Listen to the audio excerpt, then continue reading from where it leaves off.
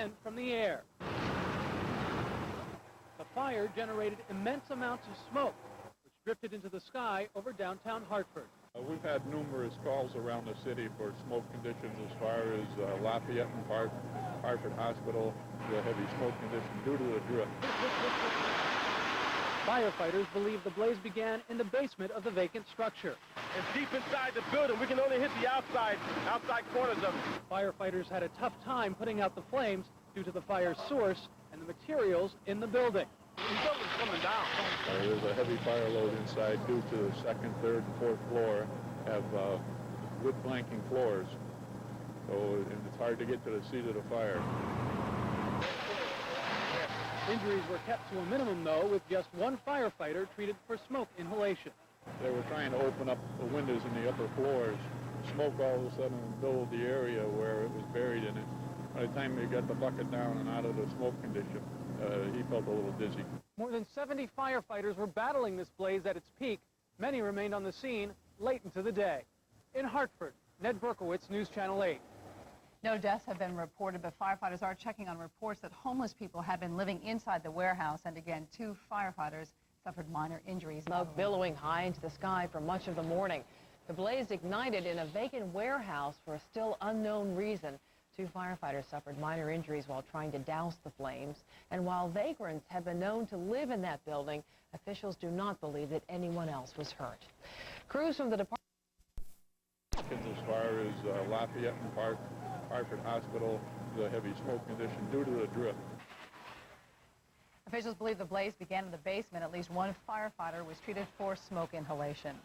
A convicted arsonist is in custody tonight in connection with setting a fire in Frog Hollow in Hartford. Police say 43-year-old Frances Daniels set her own apartment on fire on Summit Street in May.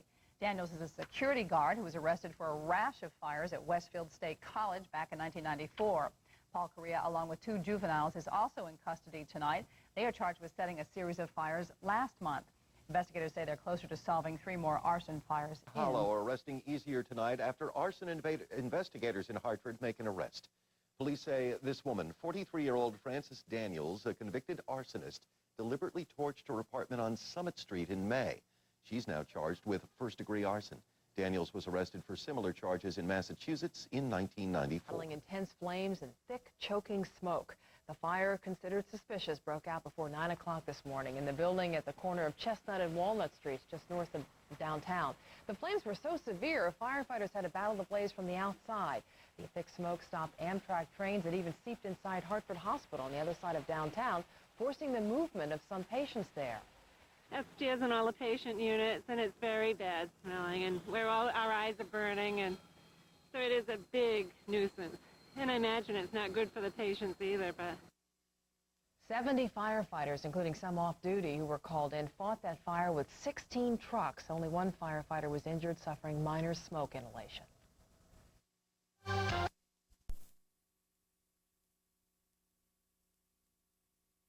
Of the city in yellow smoke today.